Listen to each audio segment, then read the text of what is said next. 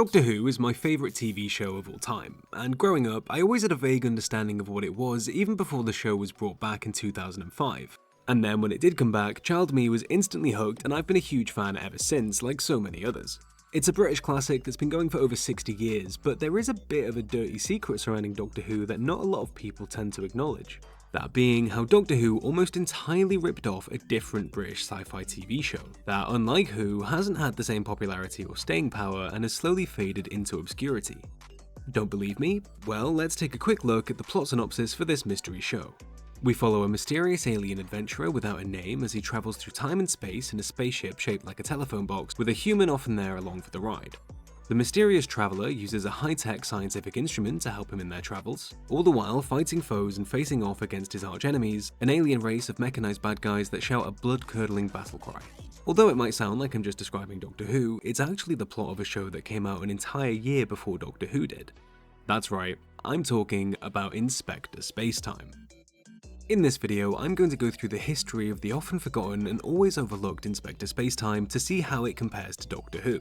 From the TARDIS to the Doctors themselves, I'll be taking a look at where Doctor Who drew inspiration and where it blatantly copied Inspector SpaceTime's homework without changing a damn word. So join me and let's dive into the TV show that Doctor Who ripped off. Inspector SpaceTime first aired in November 1962 on the channel UKBC, a whole year before Doctor Who would premiere its first serial in November 1963. As mentioned, the show follows a mysterious alien traveller known only as the Inspector as he travels through time and space in his red telephone box, the X7 Dimensionizer, alongside some humans called constables in the show. Most episodes, or serials as they were called at the time, see the Inspector travel to a new time or location, find some trouble and help put a stop to it. The show was an absolute trailblazer for its time, and it was the first major British TV show to dive into the world of science fiction. It changed the game in a lot of ways that Doctor Who soon directly copied. Inspector SpaceTime was created and produced by Anthony Bonham Pease. He supposedly first pitched it to the BBC, and they reportedly said that such a show was immoral and would never have a home at the BBC, which soon changed once they saw how popular science fiction was with younger and family viewers, before Doctor Who eventually premiered the following year. Regardless, Anthony Pease remained in charge of the show for most of its early run, until the infamous 1981 Inspector SpaceTime Christmas special, but we'll get to that later. Doctor Who premiered an entire year after Inspector SpaceTime and brought with it a lot of similarities that I'll cover in just a moment. And since then, both shows have run alongside each other for decades, but Doctor Who is still the far more popular of the two, still celebrating anniversaries and new seasons regularly, while new Inspector SpaceTime content is being drip-fed to the small but loyal fanbase that remain. Part of the reason Doctor Who is remembered more fondly is because although both shows always had a relatively small budget, Doctor Who's budget was almost double that of Inspector SpaceTime's, meaning it often struggled to compete visually with Doctor Who, which slowly began gaining the public's favour. It also aired on the BBC, which had a much higher viewership. The show was going steady for a couple of years, but then in 1965, during the show's 5th season, the first Inspector's actor announced he would be leaving the show. He'd been growing more tired and unwell during his 5 seasons, and finally his ailments became too much for him to continue in the role. The show was about to be cancelled, but a producer had the idea to continue it instead in a very unique way. Revitalization. This feels like as good a point as any to take a look at some direct comparisons between Inspector SpaceTime and Doctor Who. Regeneration, revitalization. As I just mentioned, the first Inspector at the end of his final story was fatally injured in an epic battle with the evil Blorgons, before he begins to revitalize. His body glows, the camera spins, and where he once lay was now a new Inspector. The second Inspector, ready for new adventures. Doctor Who infamously copied this 1 year later when their lead actor, William Hartnell, was struggling with his own health issues and also had to leave his leading role. Producers of Doctor Who, which was now already much more popular than Inspector SpaceTime, copied revitalization and simply changed the name to regeneration. The Doctor, the Inspector. This one seems incredibly obvious, but the Doctor from Doctor Who is a direct and blatant copy of the Inspector from Inspector SpaceTime. As I've mentioned, they're both mysterious alien adventurers travelling through time and space in a phony spaceship while having a human at their side. They're always the smartest person in the room and often the worst dressed. It's the same character. The only real difference is that the Inspector premiered almost an entire year before the Doctor. The TARDIS, the X7 Dimensionizer. The Inspector travels through time and space much like the Doctor in a phone booth-styled spaceship. the inspectors being a bright red public telephone box and the doctors being a blue police public call box. The BBC at least had some creativity with the name this time, changing the very sci-fi name of the X7 Dimensionizer from Inspector SpaceTime to a new word and acronym of their own in Doctor Who, that being the now loved TARDIS. Regardless, the functionality is pretty much identical for both ships. Though some Inspector's X7s don't allow for both time and space travel at the same time, most of them do. Pop in the box, travel to a new location, leave the box. It's that simple! Sonic screwdriver, quantum spanner. While the Doctor often has his trusty sonic screwdriver, the Inspector has his own device, his quantum spanner. Both act pretty much the same, being used to open locks, read biometrics, control technology, yada yada yada. The applications for both are pretty much endless and only really dependent on the writer at the time. But the spanner came first, with Doctor Who then copying them with the sonic screwdriver a couple of years later. It's ironic that quantum spanner sounds so dumb, but a sonic screwdriver sounds so normal, and all because Doctor Who has had more success and normalization. In an alternate universe, I wonder what would have happened if Inspector SpaceTime was the more popular of the two. Maybe there I'm Inspecty SpaceTime time, making videos about that instead. By this point, you might be thinking, what the f***, this is insane, how did the BBC get away with this?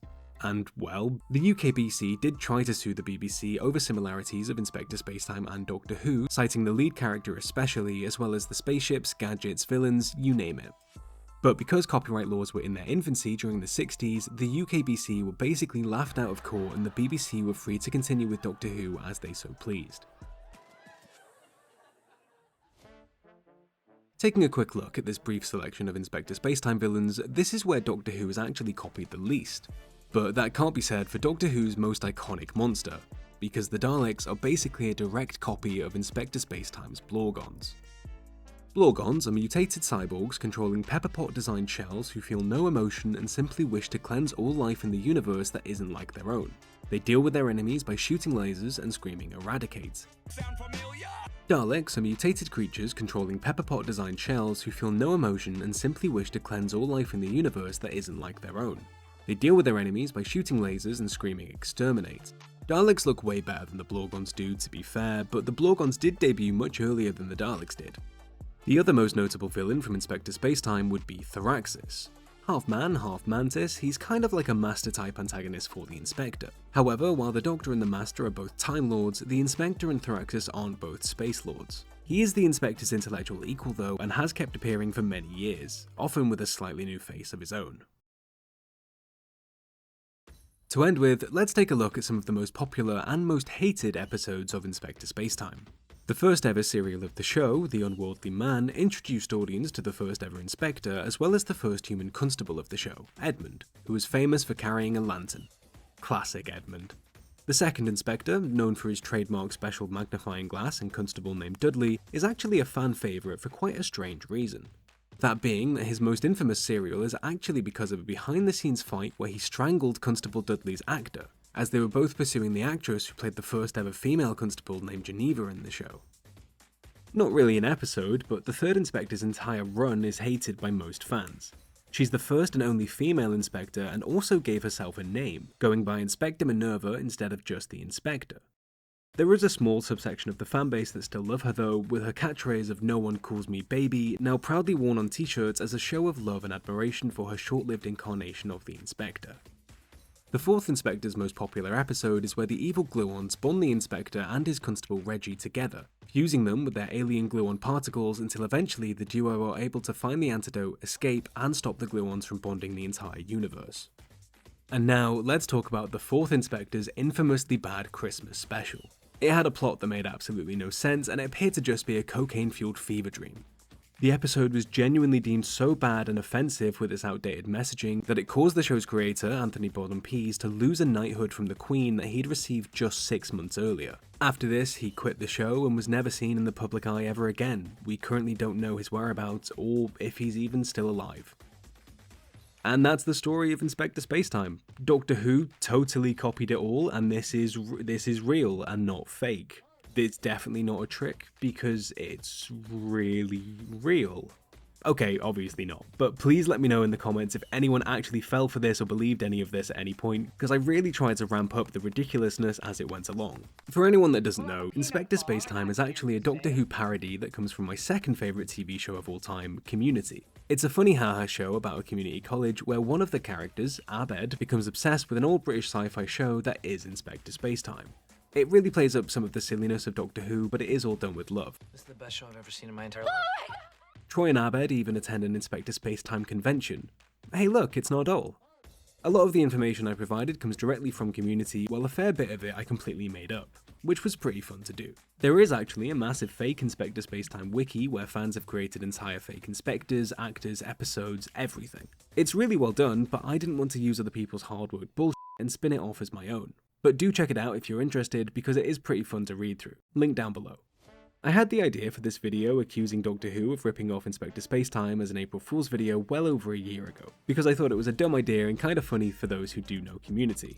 I teased it a couple of times using these emojis, which for anyone curious represents the Greendale 7. Thank you for watching if you've made it this far, and an even bigger thank you to my Patreon supporters and YouTube members, Ruben Williamson, Thomas Spencer, Lil Seahorse, Mao, and Unfunny Jog. Don't tell the others, but you guys are my favourite. If you'd like to support me too, then please consider doing so. I'm the Golden Goose.